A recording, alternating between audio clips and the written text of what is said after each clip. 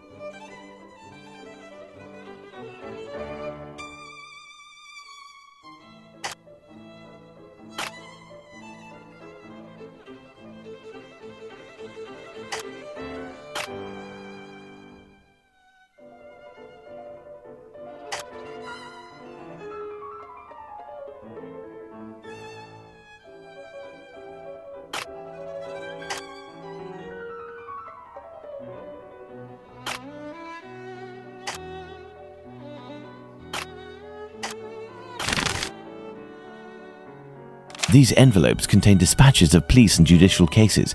Now, I need to open them discreetly. I must try to unglue the openings.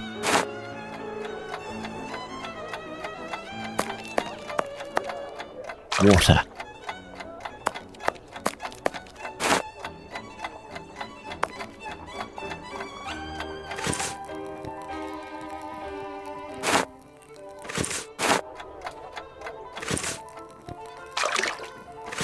There, that will provide me with steam.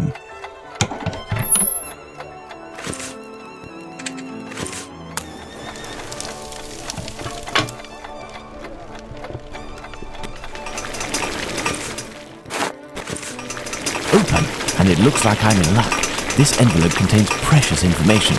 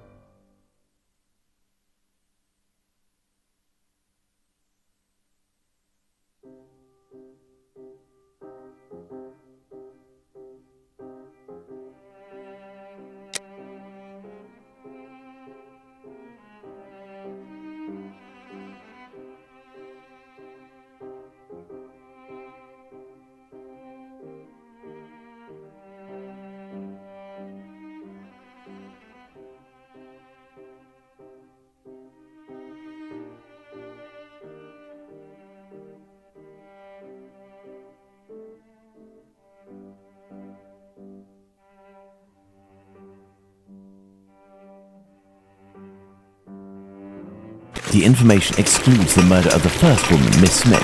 Jack the Ripper can't be the author of that crime. On the other hand, there are enough similarities to suggest he may be the killer of Martha Tabram. I must go to the pet shop.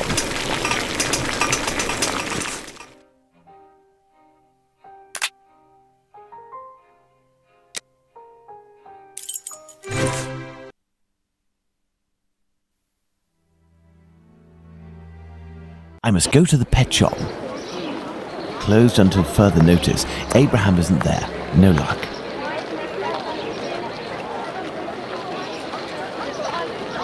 Beep beep. Good evening. Oh, good evening, sir. Do you know why Mr. Solomonovich's shop is closed? No, I don't. Perhaps his cousin, the cobbler, knows. But I believe the police came to take his animals. I think that might have something to do with it. When was this? During the day. The kids you were with the other day were there, they told me. They just came by to ask for some cat's meat. They didn't have any money, but I gave them some anyway. Is something wrong? It's just that there was a little girl with them, the same age as mine. My little girl who went away with her mother, with the angels into the sky. Dr. Watson told me about your loss. Please accept my condolences. Would you like to talk about it? How did it happen? The illness, sir. My poor little girl was in agony, and her face and body were ravaged by the disease. Her face? Yes, she looked like a ghost. What illness was it? Dr. Gibbons tried to explain when I took my little girl to see him, but I didn't understand. I'm sure that he was trying to insinuate it was my fault. I'm sorry, but I don't want to talk about it anymore. I understand. Farewell. Let's go and see Dr. Gibbons.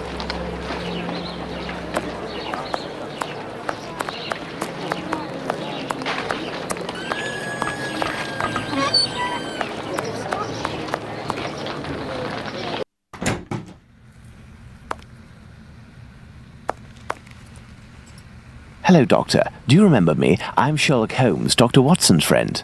Oh, yes. Excuse the mess, but I am doing a bit of tidying. I have come to see you about a Mr. Hardyman, a cat food seller by trade who recently lost his daughter and wife. Yes, I know him. A tragic story. Actually, I was hoping you could tell me about the disease that took his daughter, a disease that would have attacked her face. Well, to keep it short, we are speaking of syphilis, Mr. Holmes. You must certainly know that it is transmitted through intimate connections, and that the vast prostitute population here contributes to its inevitable progression. It destroys individuals by spreading through the body slowly. The most obvious symptoms can be found in the genitalia and on the face in the form of pustules or lesions. Sometimes this illness can destroy whole families. The father catches it from a prostitute, he transmits it to his wife, who in her turn passes it to the kids which she bears or nurses. These cases are numerous in the vicinity. Certain children, and this is the case of the little girl whom I won't name, suffer from an emaciation of the face which will, apart from predicting an imminent death, bring infamy upon the family. Emaciation of the face? Yes, what we sometimes call the pox. I will give you a photograph. One cannot be mistaken on the origin of such a face. The eyes seem to be void of lids. The nose is inexistent, as if it was cut off, and the cheeks are chiselled as if cut with a knife. This loss of facial matter, this emaciation, is in this area often the gift from a father to his children. Can I keep this photograph? I should destroy it, but if it can remind you that one must sometimes think twice before giving in to physical attraction. I always seem to find myself alone in such cases. Thank you, Doctor. Let's go to the cobbler's.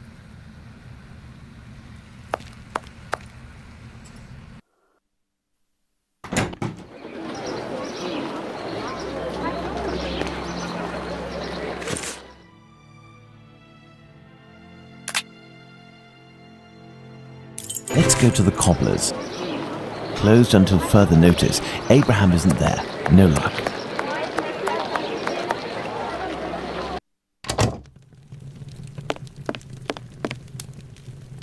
Hello, Mr. Solomonovich. Ah, Mr. Holmes, how are things with you? I heard your cousin Abraham had a problem with his shop. What happened? If I didn't know you well, I would tell you that it's Jewish business that doesn't concern anyone but the Jews. But as you have a little bit to do with it, you have the right to know what is going on. Ah, would I have something to do with it? Someone had seen Abraham telling you something and making big gestures near the Imperial Club. A vicious rumor quickly spread, and it has caused him great injustice. A slanderous denunciation attracted the authorities' attention to my cousin's shop. Abraham must be in the process of answering their questions. I did, indeed, speak with your cousin the other night. I'm shocked at the consequences of this discussion. As I was saying, it's the story of the Jews. In the face of adversity, we are united, but amongst ourselves, it's like anywhere else. As soon as our people take a dislike to someone, for right or wrong, we can be without pity and quite cruel. This is all very worrying. Your cousin knows one, or rather two, of the men who were at the Imperial Club on the night of the Mitre Square murder. One of the two, a butcher in Aldgate named Joseph, is probably withholding information of the utmost importance. I must find this man. Perhaps you can help me. But there are dozens of Jewish butchers around Aldgate, half of which must be called Joseph. And you know, Mr. Holmes, we Jews prefer to remain in the background of this murderer business, this Jack the Ripper thing. All of London is pointing their fingers at us, saying, "It's a Jew who disemboweled these women." Our community is in great peril, you know. There was the business with Lipski and Leather Apron.